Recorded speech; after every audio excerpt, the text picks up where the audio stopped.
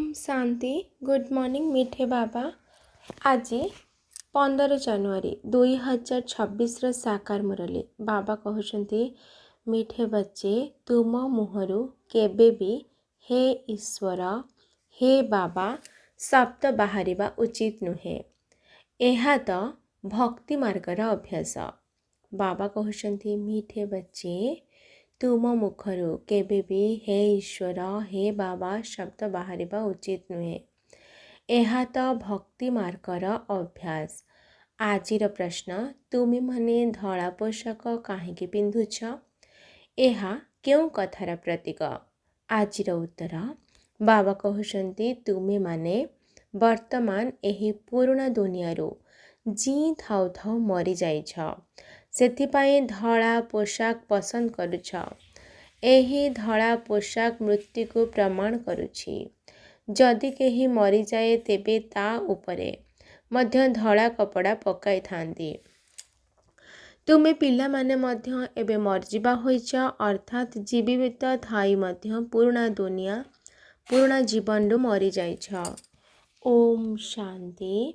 धारणा पाई मुख्य सार 1 नंबर भाई भाई दृष्टिर अभ्यास करने सहित लौकिक संबंध गुड़िक सहित मध्य संपर्क रखा हेब।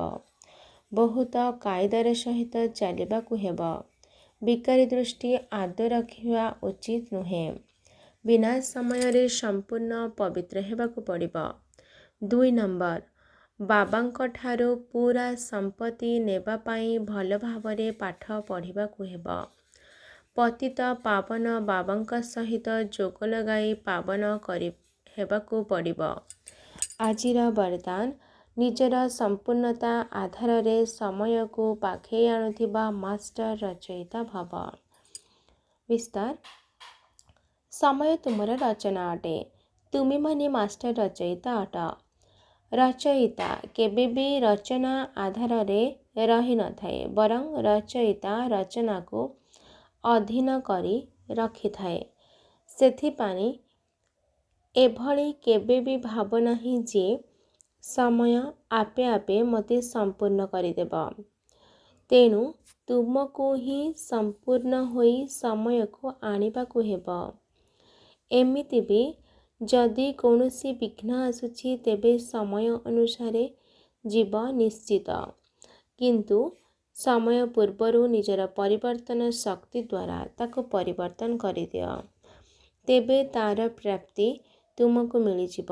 जदि समय आधार रे निजको परिवर्तन करिल तेबे तार प्राप्ति तुमको मिलिब नहीं।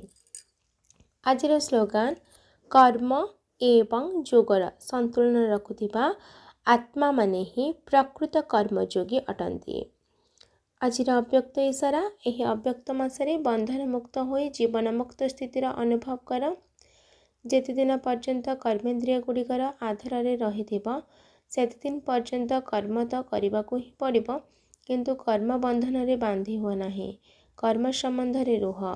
जीवन मुक्त अवस्था अर्थात सफलता भी अधिक मिलुथिबो, किंतु कर्मर बोझ भी नथिबो। तेणु जो माने मुक्त आत्मा से माने सर्वदा सफलता मूरत होई थांती। जीवन मुक्त आत्मा सर्वदा निशार सहित कहिब सफलता मोर जन्मसिद्ध अधिकार। अच्छा आज याद प्यार मीठे मीठे शिखिलाती संतान मानक प्रति माता पिता बाप दादांकर मधुर स्नेह संपन्न शुभेच्छा एवं सुप्रभात। आत्मिक पितांकर आत्मिक संतान मानक नमस्ते। आत्मिक संतानंकर आत्मिक माता पिता बाप दादांको याद प्यार नमस्ते नमस्ते नमस्ते। शुक्रिया बाबा शुक्रिया। अच्छा ओम शांति।